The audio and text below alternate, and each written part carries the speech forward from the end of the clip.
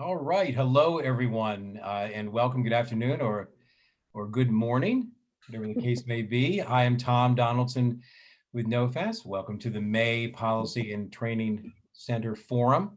A lot to talk about today. Good to see you all here. These meetings are so valuable, I think, for the FASD community and field, and it's so heartening.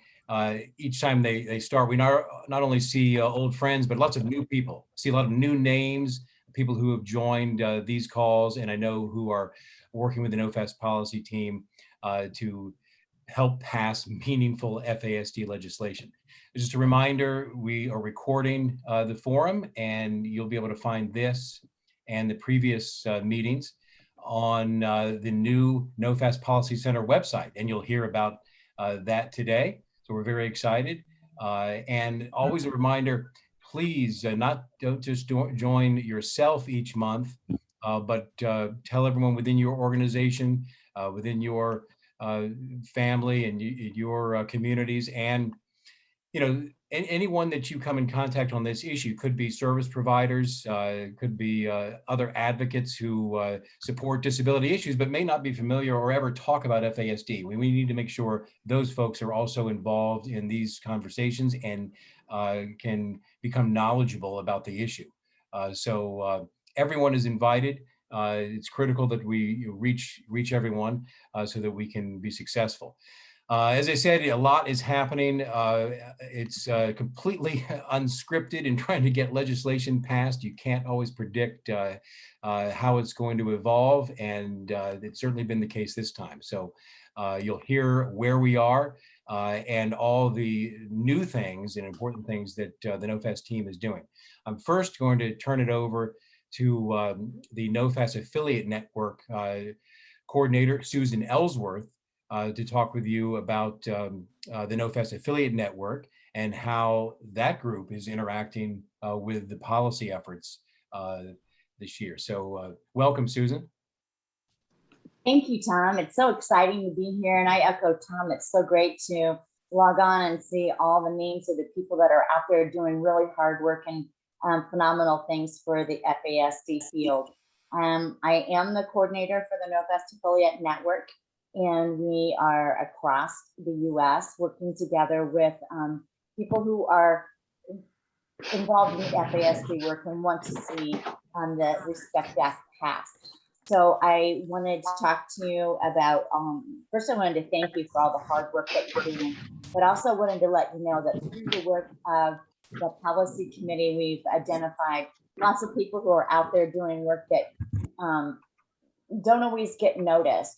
And so we're really encouraged to be partnering with you, and wanted to share with you that some of the benefits of becoming an affiliate for NOFAS is sharing our strengths with each other.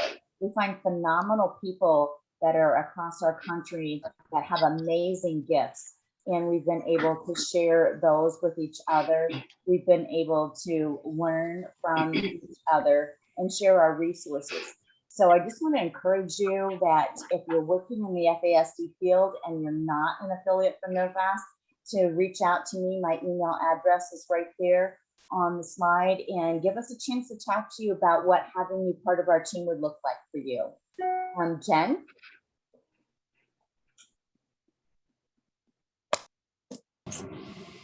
All right, so Susan, other Susan. Welcome everybody to our, what is this, May? It just seems like it's been forever since our last update. I figured out how to do the background, and so now I don't have to worry about my dogs getting into the picture. It's been a really busy month. We've had a lot of meetings, and they've all been terrific. And if you can catch Jen's Friday update on Facebook, and she'll tell you all about them. But we just briefly, I wanted to highlight, we met with the main folks. And Senator Susan Collins was scheduled to be at that meeting, but she's got a day job as well, so she was over at the Capitol voting, so we weren't able to meet with her personally, but it was a terrific meeting. We had 2 meetings with representatives from Massachusetts, Representative Lori Trahan and Catherine Clark. And Catherine Clark was actually at that meeting and very, very supportive. I think she wants to sign on right now as soon as we've got a bill. We had 2 good meetings with Congressman staff from Florida, Kathy Castor and Lois Frankel, and just an update to those that haven't tuned in or have forgotten the meetings that we're doing right now are with members, both House and Senate. Okay, can we mute our, thank you. Key committees, policy, and appropriations. And so these have all been meetings, and Jen's going to give you we invest in great ideas in her presentation what states are left. And frankly, we don't have a lot of states left. And I know that every time we've met, we say, well, we're in this holding pattern, waiting for the bill. But I think it's been very good because it's given us the time to really, have these meetings with these staff from the key committees. We also had Wisconsin, and there's a Representative Pocan and Tammy Baldwin, and those were also terrific meetings. The advocates, I can't thank you enough for what you've done. We have preparation meetings, and then we have the meetings, and then they tell the stories, and they've been very professional. It's been very heartwarming. We've had a couple other meetings. New York has a monthly, I believe it's monthly meeting with their FASD group, and we met with them, and then we did with some disability advocates from North Carolina. Okay, good news. I have some good news. The bill is starting to move. It's now from the TA and review by Alaska advocates, and it's with Senator Murkowski's staff, Anna Diedrich.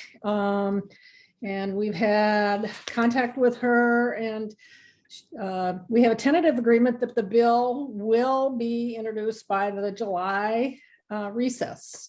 And it's in Congress, it's good to have deadlines within those various recesses. So that's July, I believe, the Friday before the 4th of July to have a bill introduced.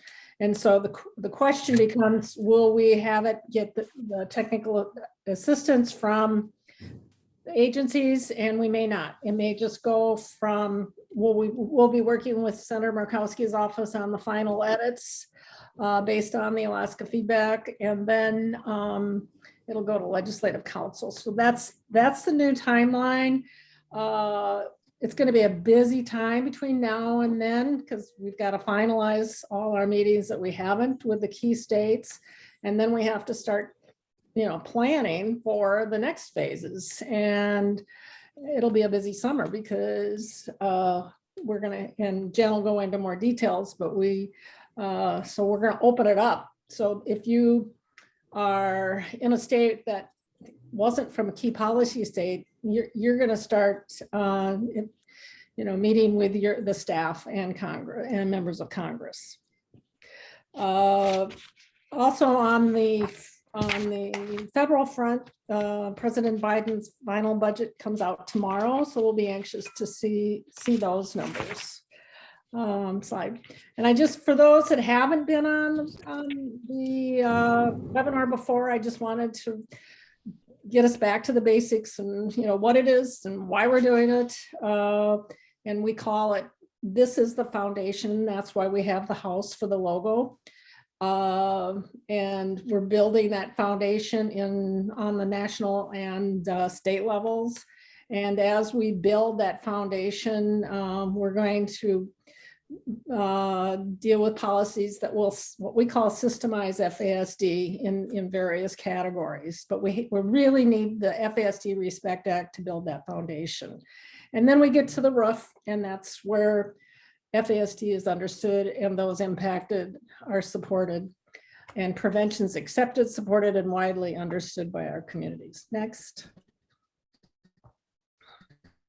So we've had, since our last webinar, we've had a lot of questions regarding the state involvement. And to me, the section on building FASD state systems is probably the most important section. I mean, the whole bill, the sections are all very important, but this is where you as advocates in your states are really going to have to shine and step up to the plate. And this is where you're going to be able to be involved. And so we thought we'd do a little history on a couple of states that have done task force so you can see what has been done in the past. Now, the bill has specific requirements, and we're not sure what's going to come out of the final language, but there'll be something. And this is that section, and it's awarding grants contracts to states.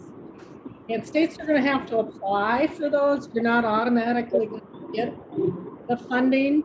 And so that's where the advocates come in, because they're going to have to, write their legislator, their governor, agency about applying for those grants and to develop what we call an FASD system of care. Next. And so what do states need to do to begin that? They have to, and this, I think there was a little confusion on the state agency's involvement, and the next slide we'll get to in a minute. But the state agencies are what I would call like the executive committee, and the states will need to provide this evidence to HRSA, which is the federal agency that they'll apply to, that they have a state agency that has the authority, and that they've established an FASD advisory group of agencies. So that would be in the application. And then the next slide. So then to build our system of care, then that executive group will form a FASD advisory coalition, which is really broad-based. And it's a public-private partnership and diverse. And those are all the state agencies that are related to issues having to do with FASD, as well as the public and private sector stakeholders. And how that's done in each state could be different. And that's what we've learned in our meetings around the country, that some states have done some work and some haven't. Some have done work on opioids. So it's going to be, each state's going to have to, kind of figure that out. But as I say, I think the advocates are going to really help lead that process. Next. So, we did, in Minnesota, we did a governor's task force back in 1997 when I first got involved. And so I thought, I at the time looked to see who else was doing a task force, and it was the state of Washington. So basically looked at what they did, their task force report. And this is kind of a little different than what we're envisioning with the bill, but we had a limited amount of time to get it done before my husband left office. So this task force it started like in July of 1997 and finished its work by the end of October. And in that time, it had 9 public hearings around the state of Minnesota. We did an environmental scan, research and literature review. We had two subcommittees, one on prevention, one on intervention. And then we developed our report that was used for the Minnesota legislature. So that was, and we knew we had that, like I said, that finite amount of time to get get a report done. And you can go online. It's still if you Google Suffer the Children, Minnesota Task Force, you can still get the report. Okay. And it's interesting because I've done these slides before, and I look at it, and this was in 1997. I think it could be 2021, really, when you look at the findings that we found. Low public awareness. Key professions have too little knowledge. Dramatic shortfall in services. Staggering number of children are misdiagnosed and not diagnosed. A child's condition worsens without timely help. A lack of solid data masks the full cost and extent of the problem. I think that's what a lot of states are going to find in 2021, but those were our key findings. Next. And these were the accomplishments that came out of that task force. We got a lot of funding, and I do have to admit it does help when your husband's governor, but I also believe that the public hearings were critical in that support, that we could not have done it without the support of others around the state. And we learned a lot from those public hearings, and I would highly recommend them if you can do them. And a lot of this was folded into the base budget in Minnesota, but actually Proof Alliance has got the bulk.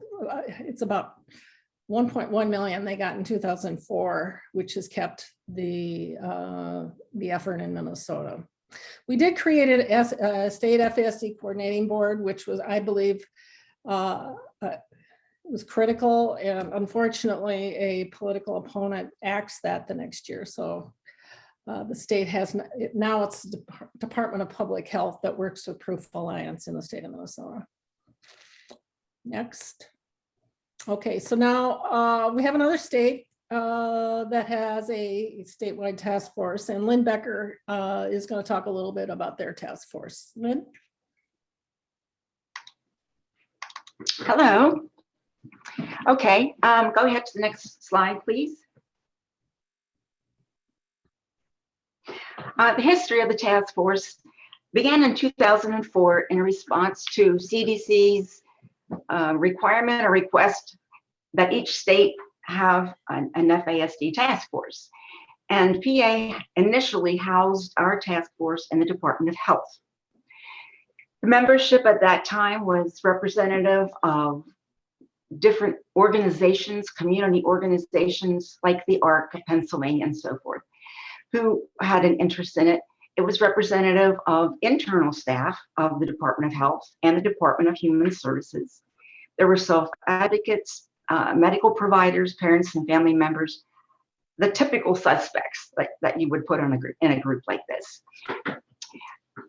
The focus at that time was on prevention and mostly on children and youth. And I think probably most states start out that way. You sort of start with kids for a number of reasons, but we still have a great deal of interest in diagnosing and treating adults.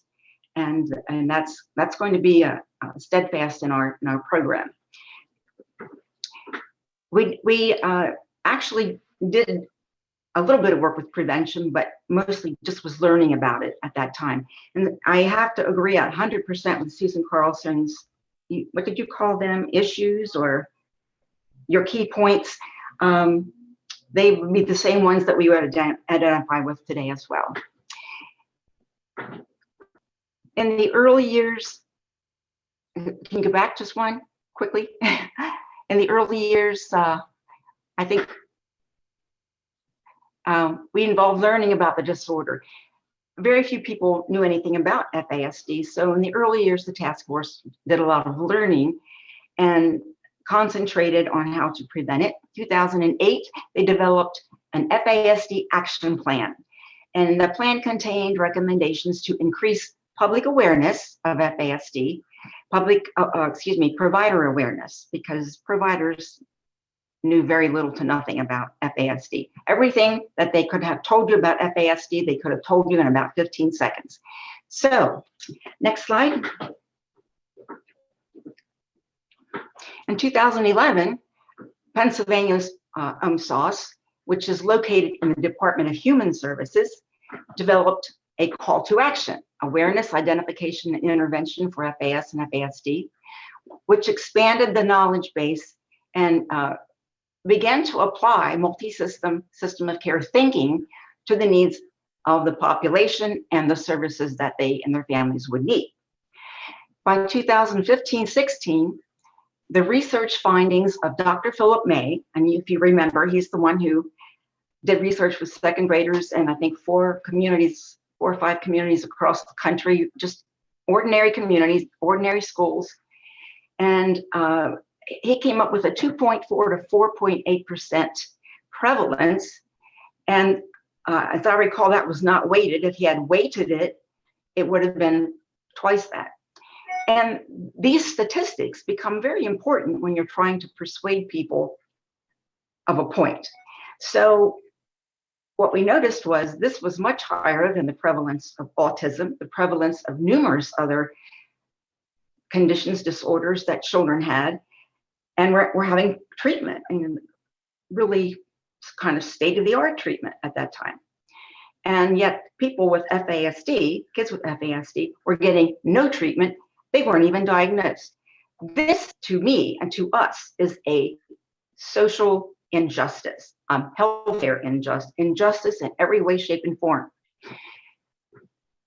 And by the way, in 2015, we also, well, in 2015, I joined the task force, and I am a research nerd.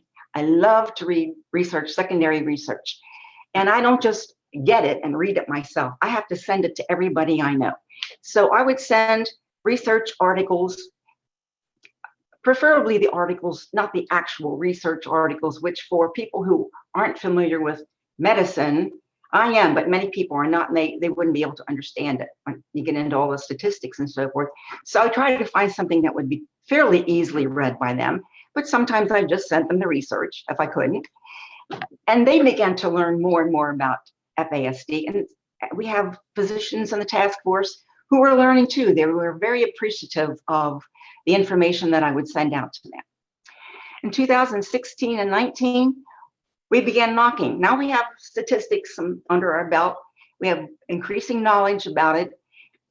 And thank God for the researchers who were doing the research to kind of keep us traveling in a positive direction.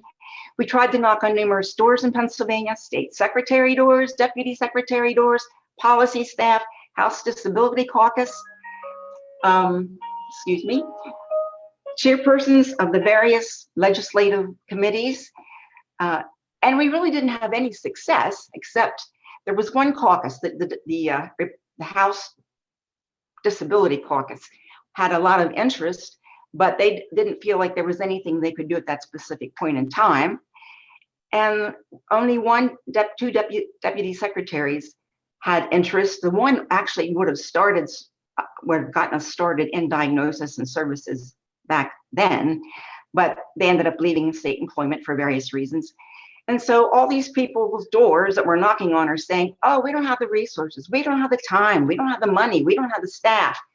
Well, we've got a heck of a lot of hundreds of thousands, if you want to get down to it, of people from newborn to adults who have an FASD. So what are we going to do about it? And the next one, please. We did get a small grant and did an environmental scan, which I remember Susan said they did as well. So we looked at what other states were doing. Task force membership has not changed a whole lot over the years. It's, again, the people you would typically think are there. In 2004, it started in DOH. In 2012, the drug and alcohol component of DOH separated, went out on its own. It was a very small department. And DOH was very happy to pass that along to DDAP. Here, you take it. You take the task force with you. Then in about 2018, what I recognized was that if you look at the list of membership here, you see most of these state offices, bureaus, departments that are applicable to people with an FASD are in the Department of Human Services, like PA UMSOS, Children's Bureau, Children, Youth, Families, Early Intervention, Juvenile Justice, Medicaid. They're all in DHS in Pennsylvania. So I'm thinking, why the heck did we have it in Department of Health and DDAP when all the action is going on in DHS? So I went to the secretary of the department, who I did not know, and I asked him very respectfully, would you please let us come and be under DHS? And he said, please email me your request. I said, I already have, and I didn't hear from you, sir. And he said, well, do it again, and I'll make sure that that gets through to me. So I did it again, and that was in September. One day in October, on a Saturday morning, I was working around the house, and I heard a click, click on my phone, like I was getting a text message or an email. Well, I did, and I got it from the Secretary of Human Services, and he said, we talked over your request, and I'm approving it. It will take some time, but we will move you. And then we did move over in 2018 to Department of Human Services, which is where we are now. Next slide, please. Barriers, gosh, I don't know why I have black and white there, but lack of physician knowledge. They're not taught this in medical school or residency. So when you try to talk to them about it, they say, hey, it's not treatable, so why bother? And they do not have an modern day understanding of what this is about. The lack of evidence-based and promising practices.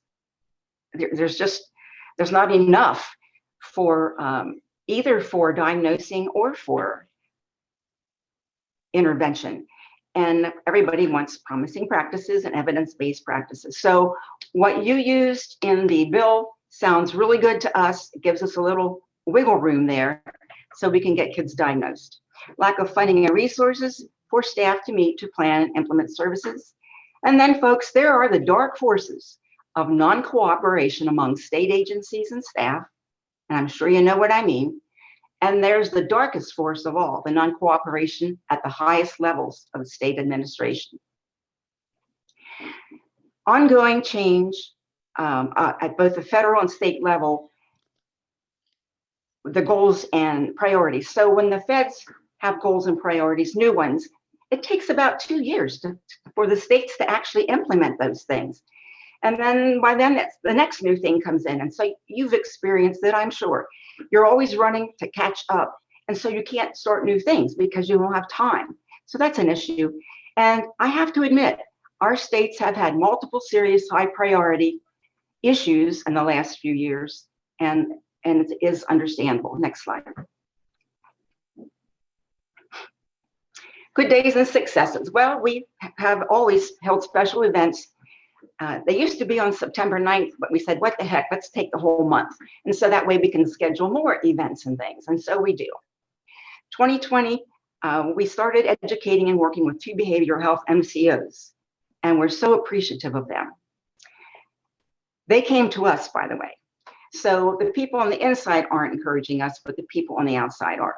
In 2022, Pennsylvania counties had some system of care funds, and they initiated a pilot to diagnose and treat children and youth. And they are prepared to go ahead with adults in the near future. In 2020, the Department Secretary of UMSOS requested that we submit a plan for prevention. Of course, with medical assistance in DHS, they want prevention addressed first. And so we're working on that right now, actually getting a plan of prevention implemented. Various program directors and staff in DHS and DDAP DDAP being drug and alcohol, are now pursuing training and requesting more classes on FASD. It isn't that they've been told to or given permission to, they're just doing it. And folks, sometimes you just have to step out and do things if you want to get this done. Next one. This is my final slide, I believe. I don't know if you're familiar with Dr. Renee Turchi, but she is the director of Special Needs Unit in Peace Department at St. Christopher's in Philly, highly competent in FASD, position of the Pediatrician of the Year, and she has used her name recognition to push for all things FASD in Pennsylvania. That would be our only place in PA currently to get people to go and get diagnosed. And I'll just mention this, that we are trying through Dr. Turchi to get the national AAP to support introducing FASD screens or criteria into the EPSDT, which would get kids identified and into early intervention. And that would really be great. We have many early inroads to including FAS education in psychiatric residencies, medical school classes, and things like that. We're pushing into those areas.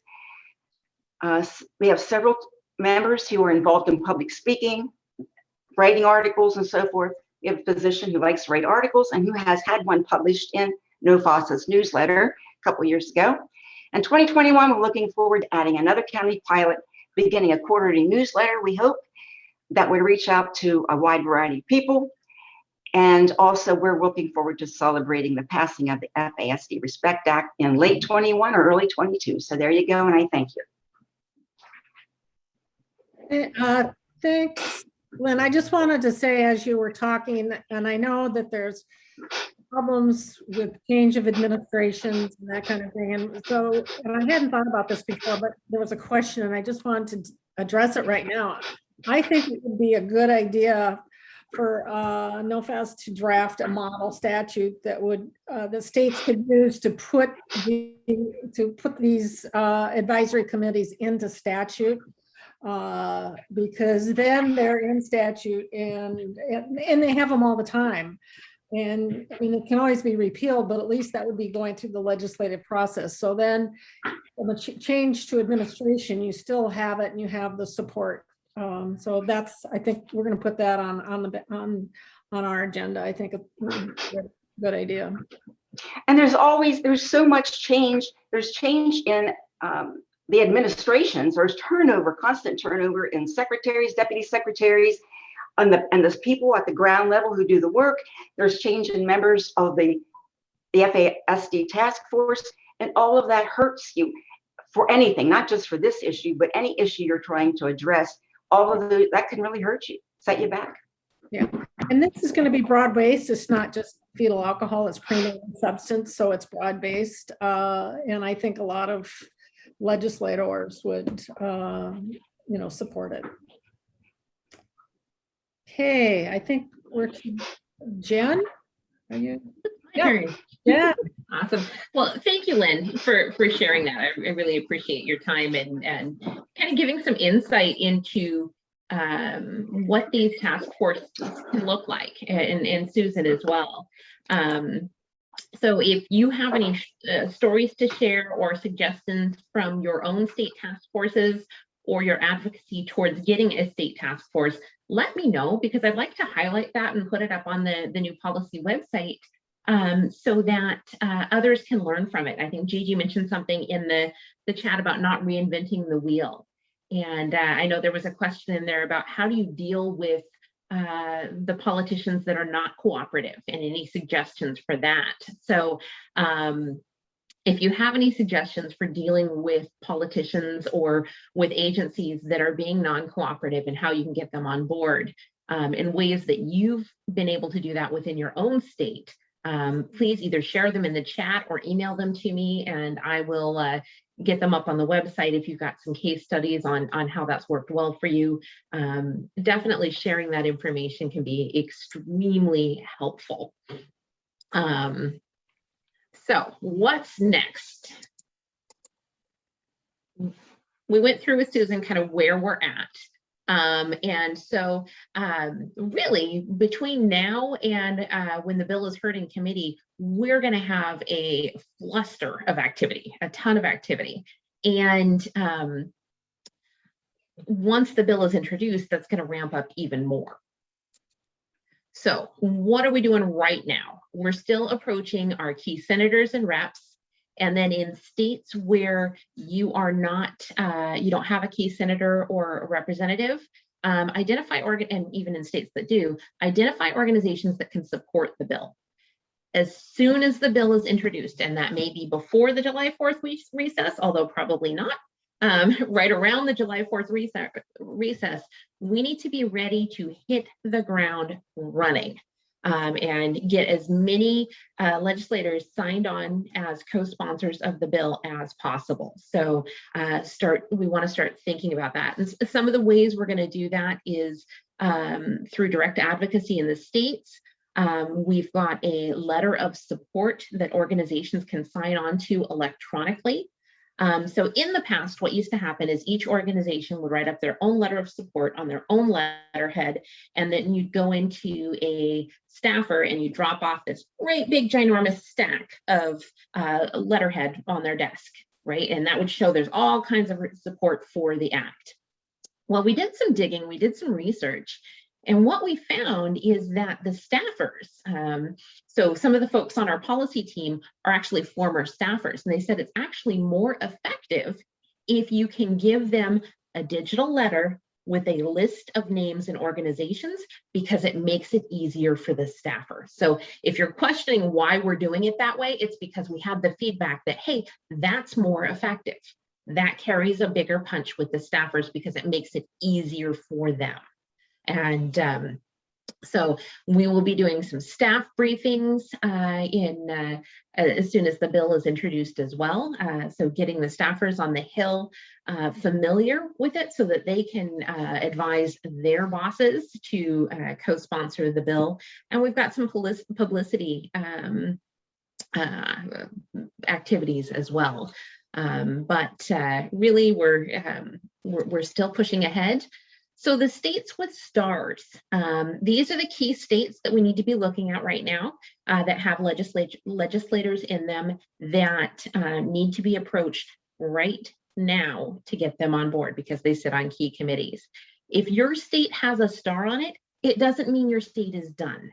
What that means is we've been able to connect with people in that state that are working towards getting those meetings with legislators, but we still need that push until we get those meetings set. So one of the things that I've done, and if you go onto the policy website, and it will be finished by the end of the day today, I swear, but there is, if you click on connect with your legislator, under the FASD Respect Act piece, and I'll show you this in a minute, there's a map of the US, you click on your state, it will tell you exactly who you need to connect with, and there's a note there if we've already connected with them.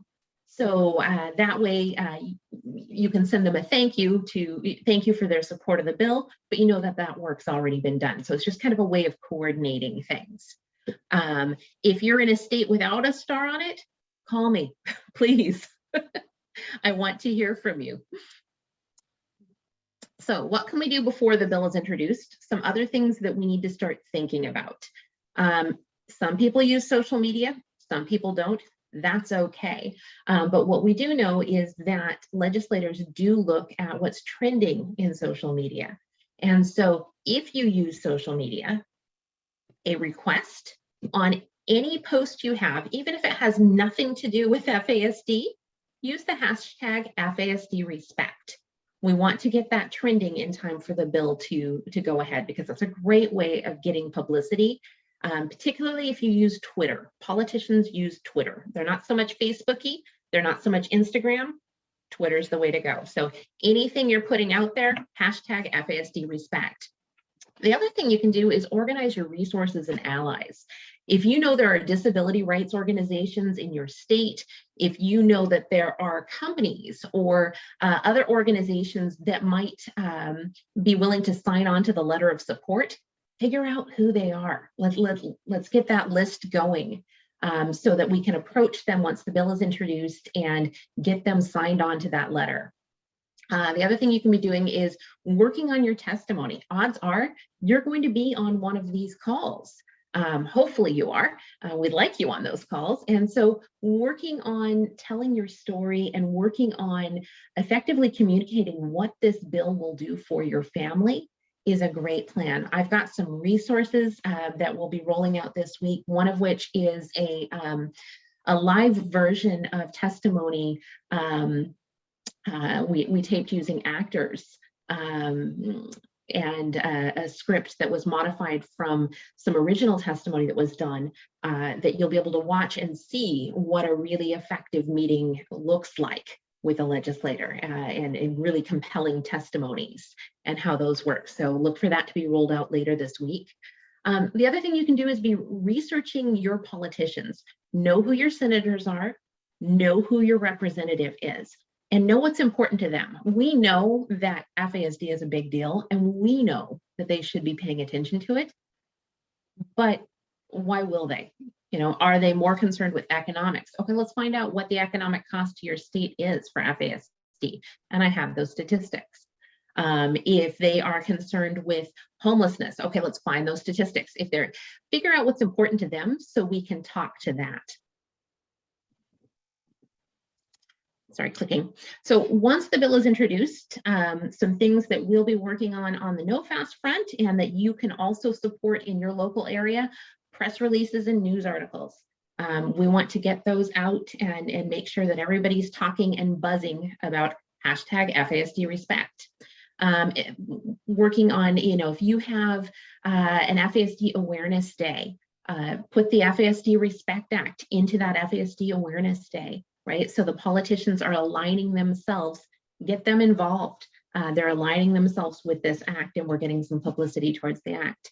We're working on a virtual Hill Day once the bill is introduced to really give some support and give a great big concentrated push towards meeting with our legislators to get them to sponsor.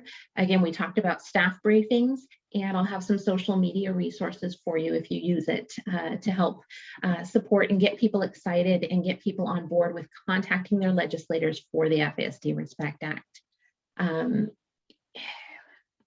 People outside the FASD circle, we really do need to pull them in because yes, there's probably individuals with FASD in every legislative district in the country. I mean, we know there is, right? Statistically, there has to be, but those families, those individuals might not be in a place where they can advocate.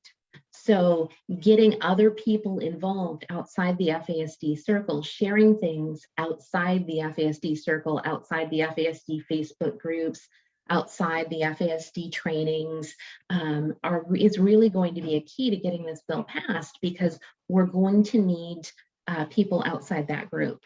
You know, if everyone who's impacted by FASD directly in the country had the ability to advocate, hey, we'd get this passed, no problem. But not everybody has that bandwidth. So bringing the outside in is a great idea.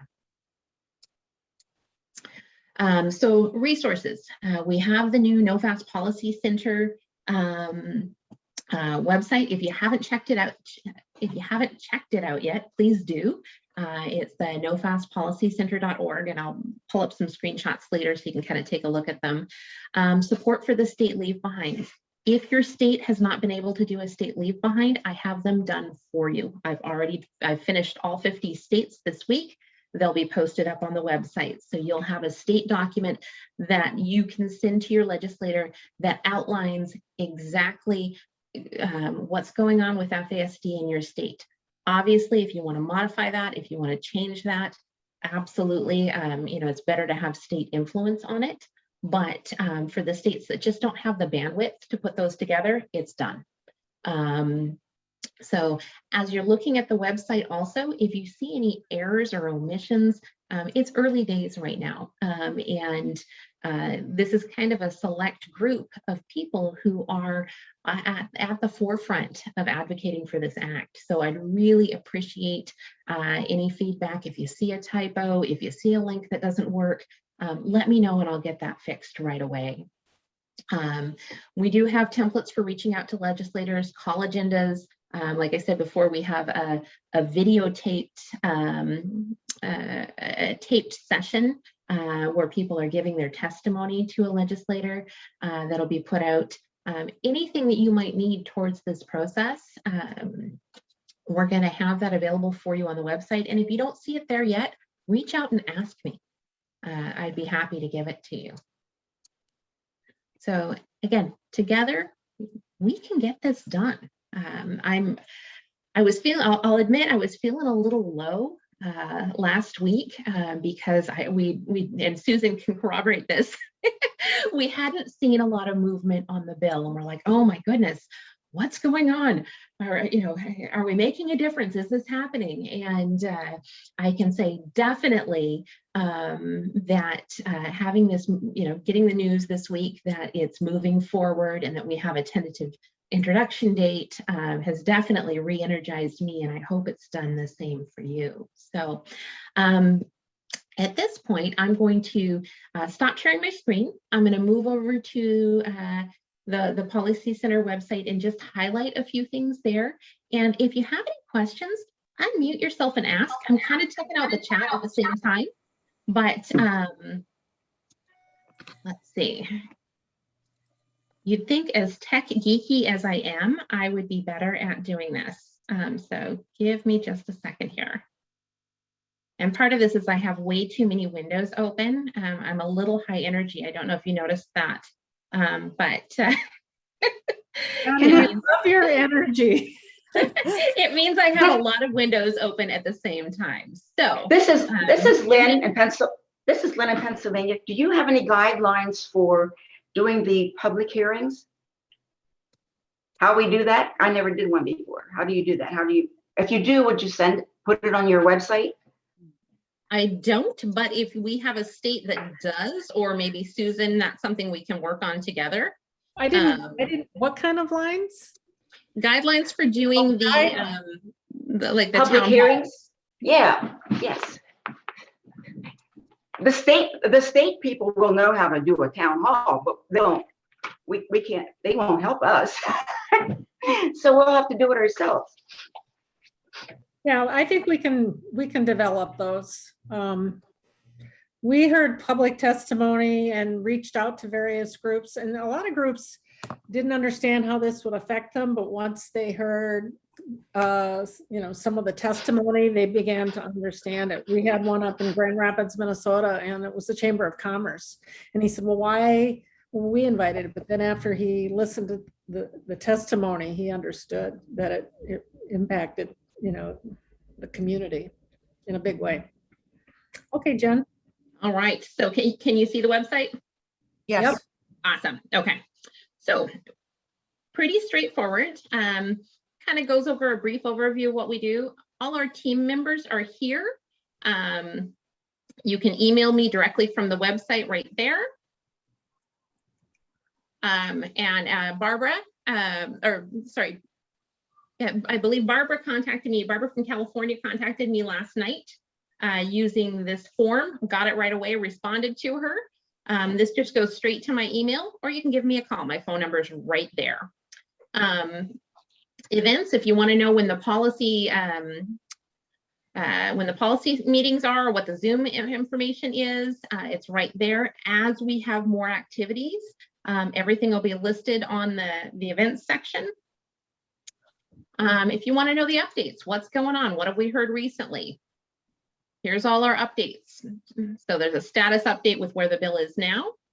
FASD Respect Act. If you want to send general information about the bill, it's all right here. What does it do? Why do we need it? And the summary and rationale for the act is here. You can just download it. And a link to our Facebook group. If you haven't joined that yet, it's the FASD Respect Act Champions, which is a group located under the NOFAS Facebook page. Signing up for policy updates, all of you that are on this call have already signed up for it. So you don't need to do that again unless you really want to, unless you like filling out forms. But that is a way for people to sign up and just get reminders about the meetings or anything that's going on. Connecting with your lawmakers. So this is where we've got our strategic advocacy. So for example, I'm going to click on Kansas because I know Kansas is done. This gives you the steps to what we're working on right now. Contacting key players in your state. So that's why it has been a little slower to get contact right now. You can contact the key players in your state, and this lists the who do you need to contact, where do you need to contact them. Looks like I need to fix those links so you can just click on them. And then we know that advocates have met with Senator Moran already, so I've updated that in real time so you know who we've met with, who we haven't, text for you to copy and paste into an email if you want to. And then what do you do after the meeting? And then after the bill is introduced, here's who you need to contact. Click here to find out who your representative is, text to email them. And then once the bill is introduced, we have a link to a form. I'll just click on that. That has the letter of support for the FASD Respect Act. So let's say you have a business that's really interested in FASD. I know there's a law office down in Florida that's super into FASD. They're really well connected and supportive of the FASD community. And so they could come on board and read through the text to see what the letter says, make sure they're okay with it, fill in their information, and then that would be compiled into one major document that we can send out to, let's say we need to hit a particular staffer or a particular legislator in Florida, we could actually put all the Florida signatures on the letter that we give to them. Or we could put the nationwide signatures on. So we can be very targeted and very strategic in how we forward this information.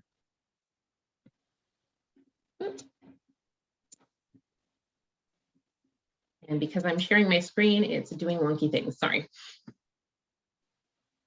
There we go. So if you are in a state that's not quite ready to go yet, you'll notice that your state is gray.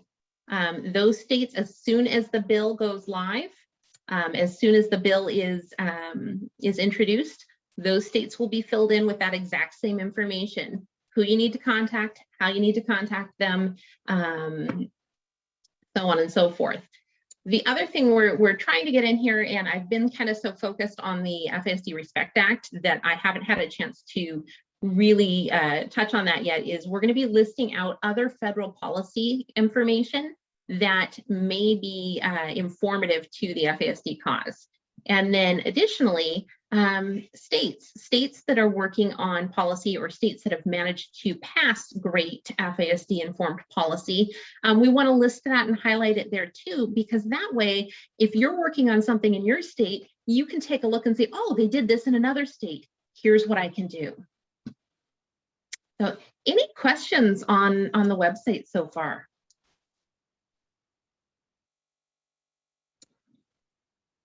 Crickets. Awesome. Jen, just repeat again the URL for the website. Absolutely. And I can drop that in the chat too, I believe. So it's www.nofaspolicycenter.org. You can link to it through the NOFAS site if you click on Policy and Training Center, or you can go to the site directly. And I'll type that out in the chat too. Great question, Annette.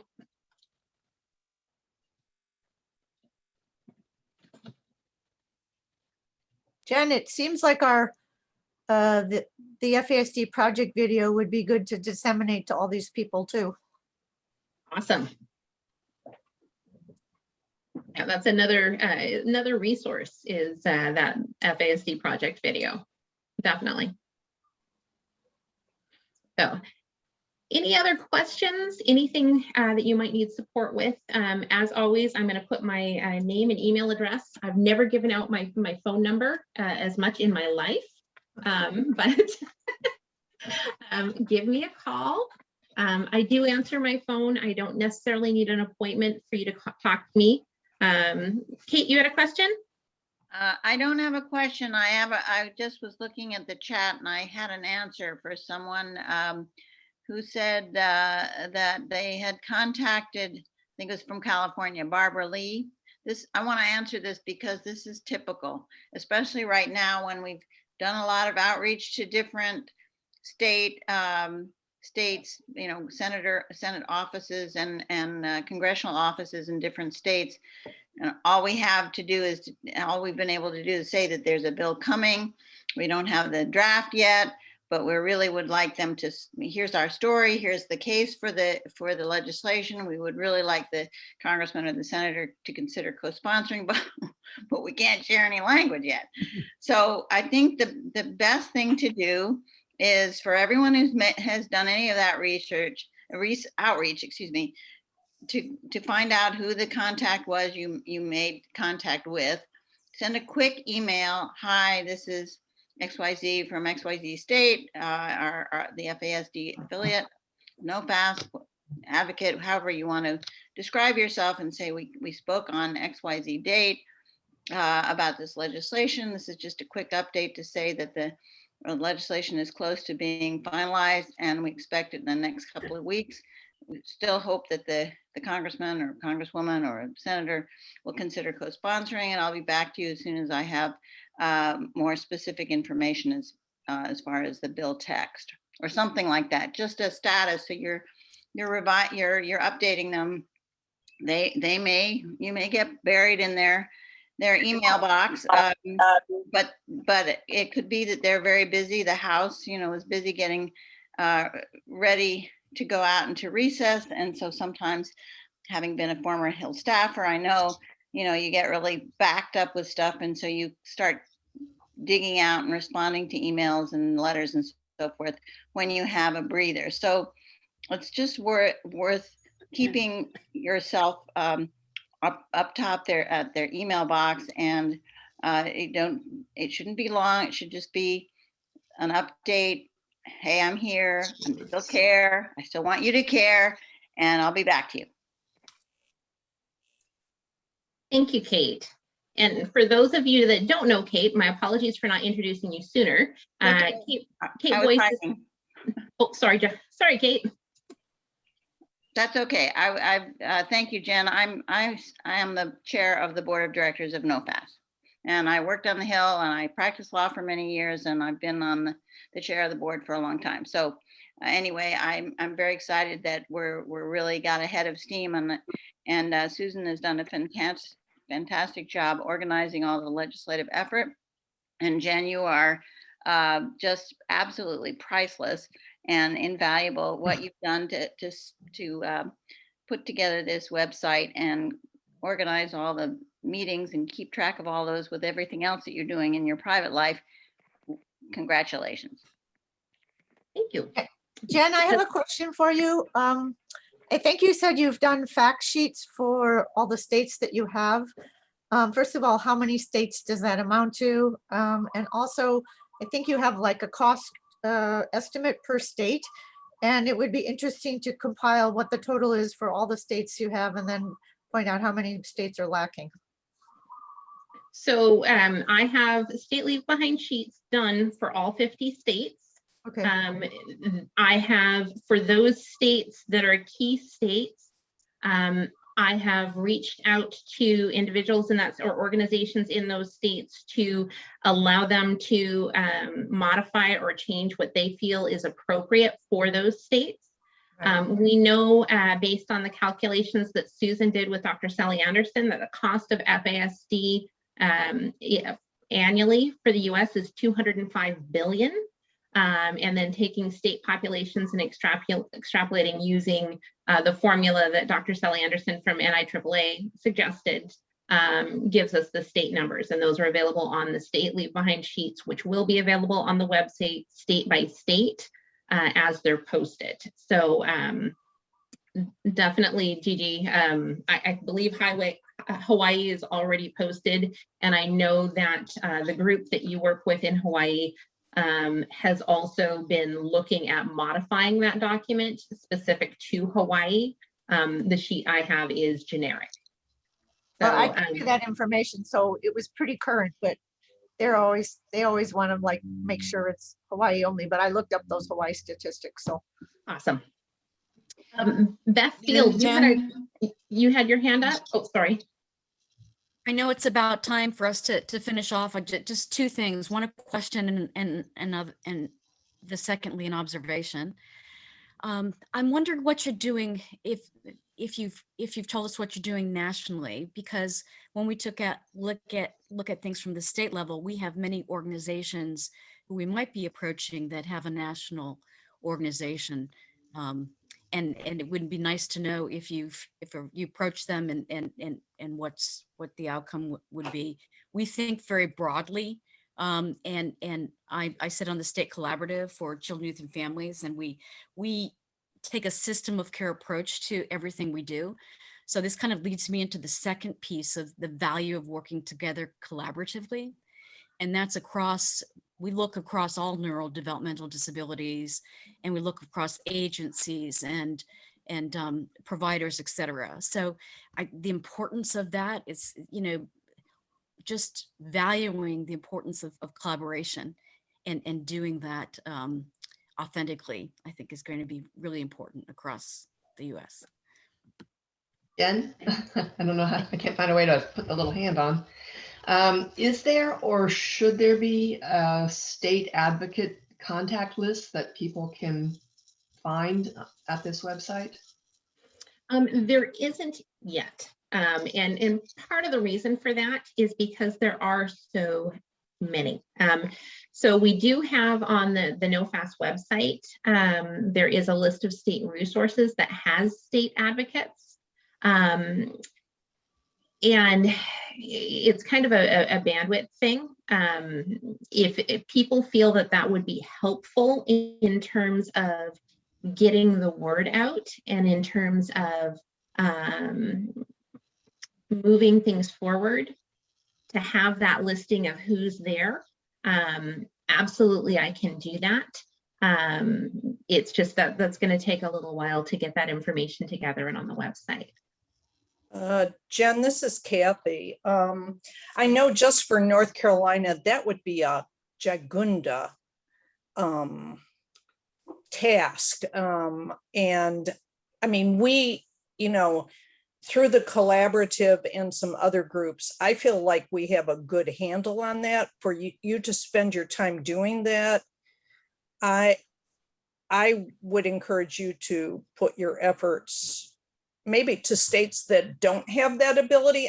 It's not that we wouldn't miss somebody, but I really feel very well connected to those people. And I've made lists, and I add to my list since I talked to you a couple of weeks ago of who I think of to contact.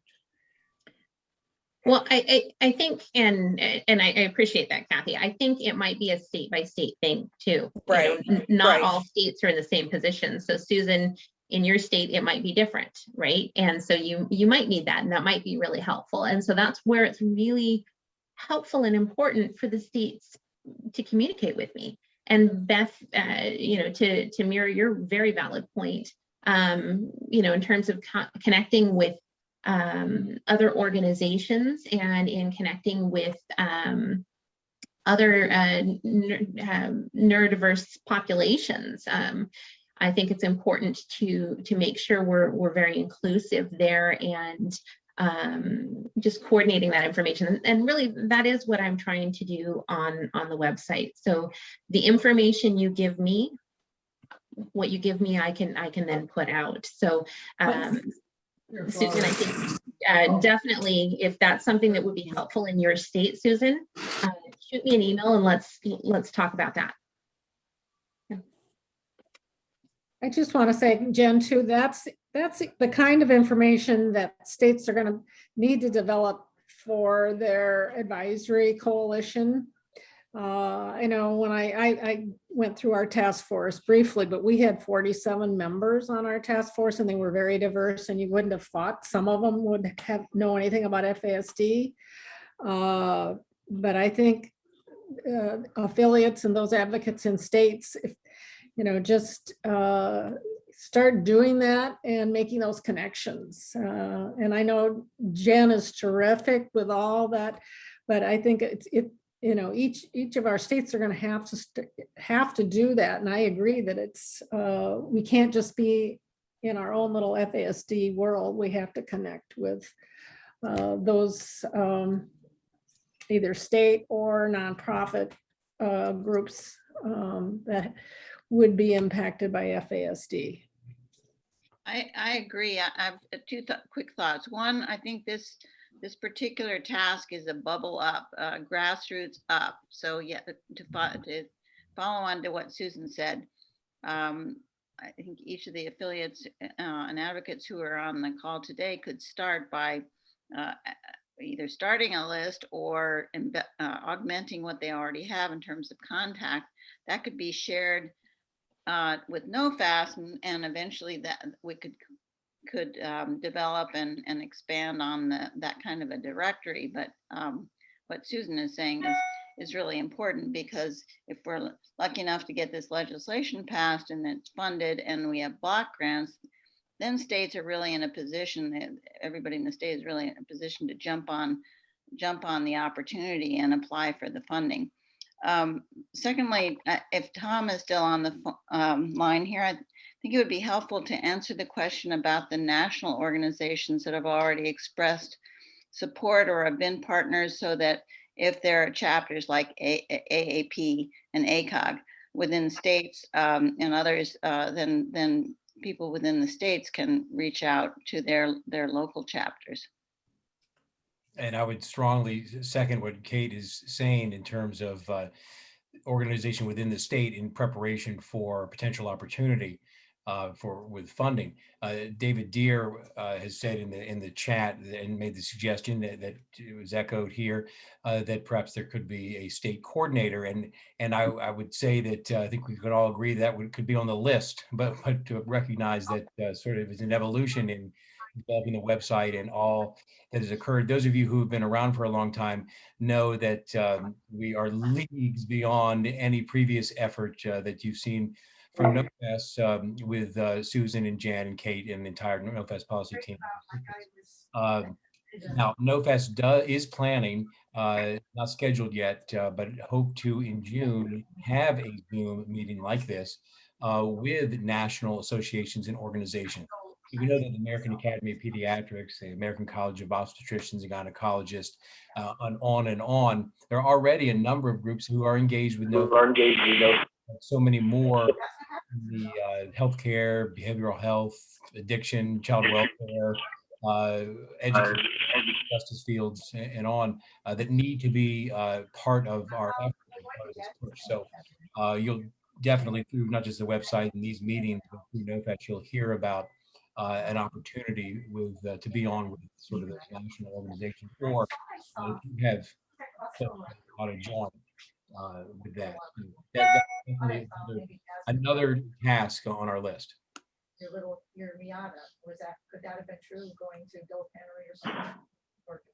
So Cole, you had your hand up, and then Barbara Hansen, I know you had your hand up, and I know people need to go. It's at the top of the hour, but I'm happy to stay on for questions.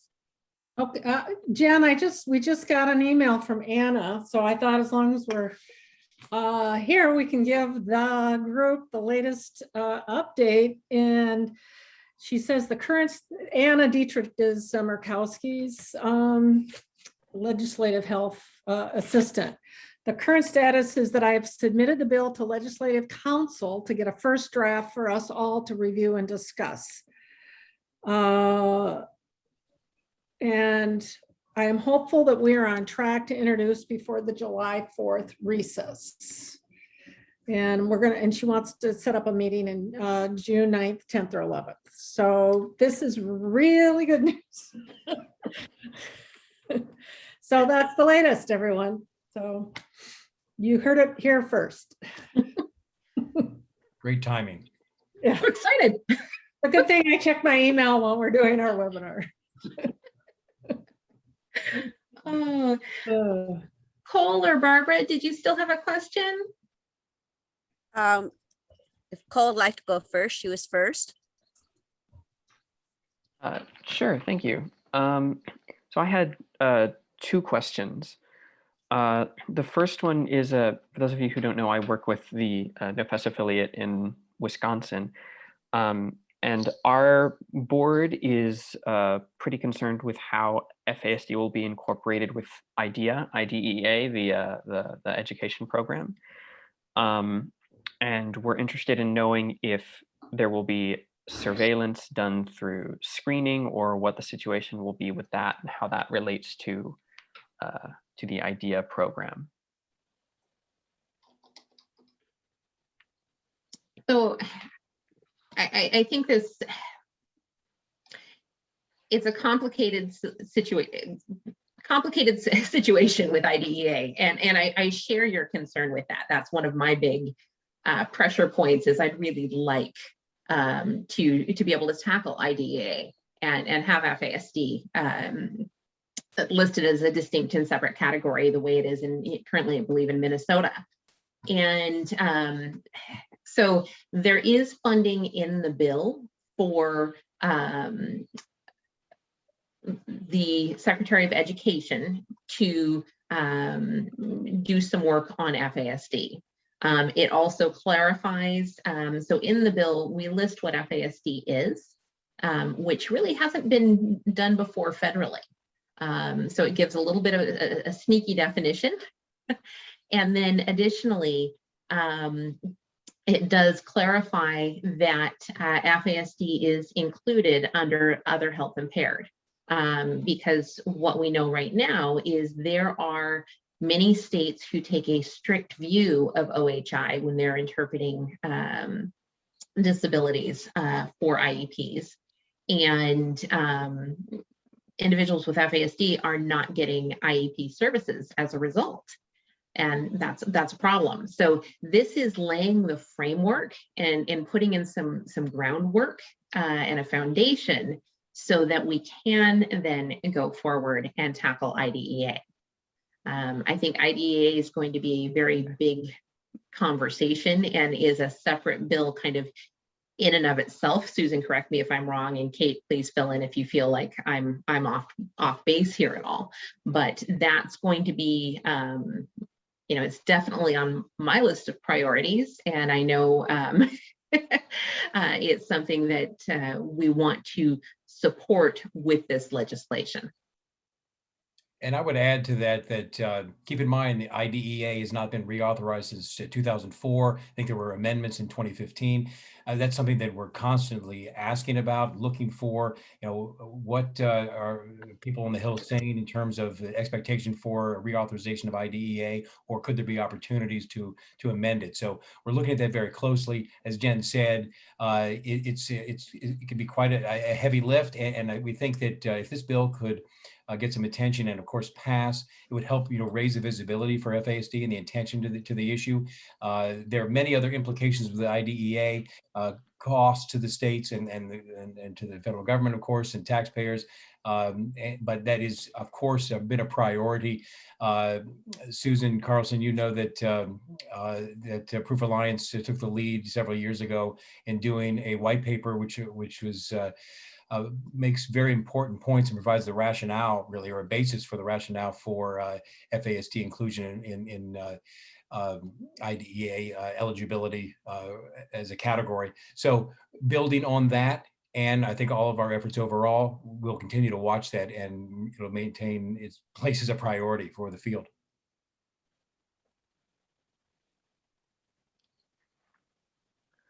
Thank you. So if I could, I'm sorry. I had one more question. Sorry, which is just is there a mechanism in place for how the money will be spent in each state or jurisdiction? Like, is there guidance in the bill, or is that still up for debate? I'll answer that question. There's right now, it's in draft language with Senator Murkowski's office, and I said we'll be reviewing that language in early June. And there's specific funding for each section, and we'll talk about that there might be a certain amount that every state would get for administration, which would include an FASD state coordinator, because I think that is really important, because if you don't have that administration, you're not going to be able to do the work. So there's an appropriation amount for each of the sections of the bill, and as soon as we have, and we did do a couple, I think it was last, so there, if you want to go back and look at that, we've got that, and that's also on the website. You can go back and look at those numbers, but just a caution right now, because it's all in draft form until the senator, the lead authors approve it. So hopefully by the next month's webinar, we'll be able to give you some hard and fast numbers on everything. Thank you. Mhm.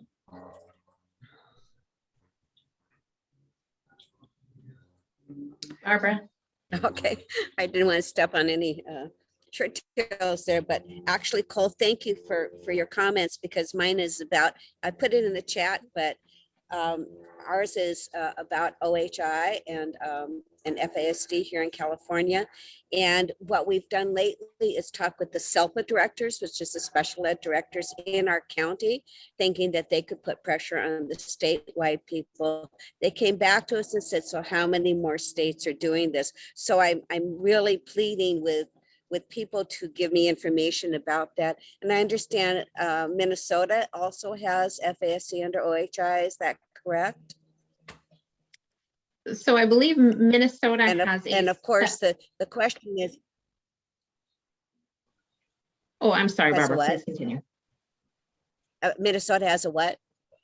Oh, Minnesota has a separate, in Minnesota, FASD is listed separately, is listed as a distinct category. Wow, The state has made that decision. Okay, and so the questions they ask is, is it going to cost us more?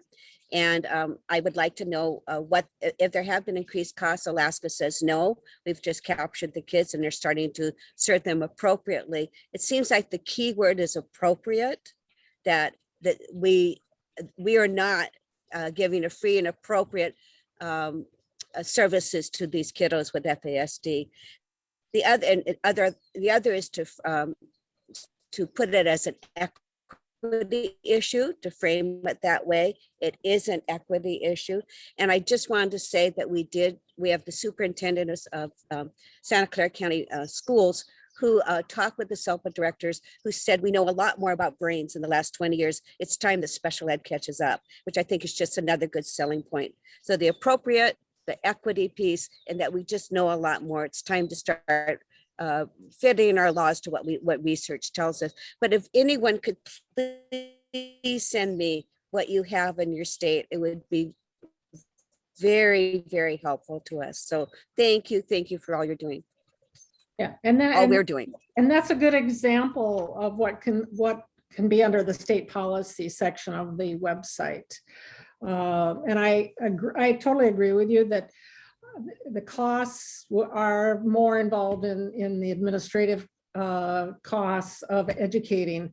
And that's what this bill is doing, starting out. It is providing funding to the Department of Education to start educating the special educators about this. So even if they are getting special ed under a different category, at least they will have the tools and information to do it appropriately. It won't, and we believe will be a great first start.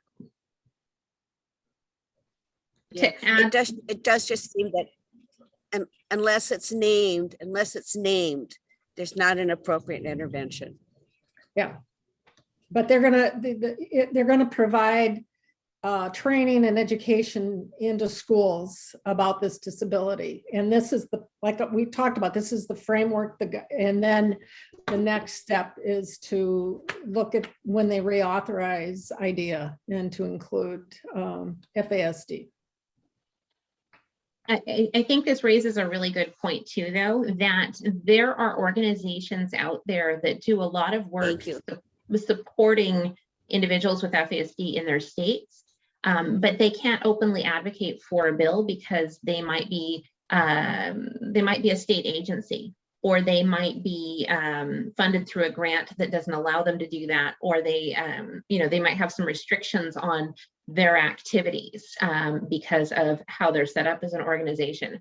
But that is a way that you as an organization can get involved under the guise of technical assistance through providing that information and sharing the information about what's going on in your state and how it works with other states. So definitely reach out to Barbara. If you don't have her contact information, get it to me and I will get it over to her. There in California, but definitely that's a way that these organizations that are doing great things in the field of FASD, but can't lobby. can be of support. I just wanted a clarifying question. Is NCFASD, is that North Carolina, and is MD Maryland in the chat? Yes, that's correct. Yes. Yeah. Thank you. All right. So if we have no other questions, Thank you. And these were some really great questions. I'm so glad that they were asked. Yeah, I think it's helpful for everybody to learn from these. But with our exciting news and our bill moving forward, yes, I will let you go. Our next meeting will be June 30th. If you are on this call and you've signed up for advocacy updates, you will receive an email before the date and on the date reminding you about it with the link.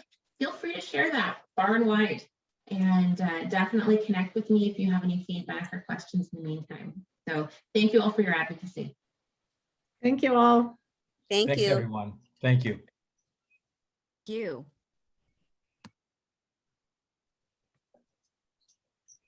For all you're doing. Thank you.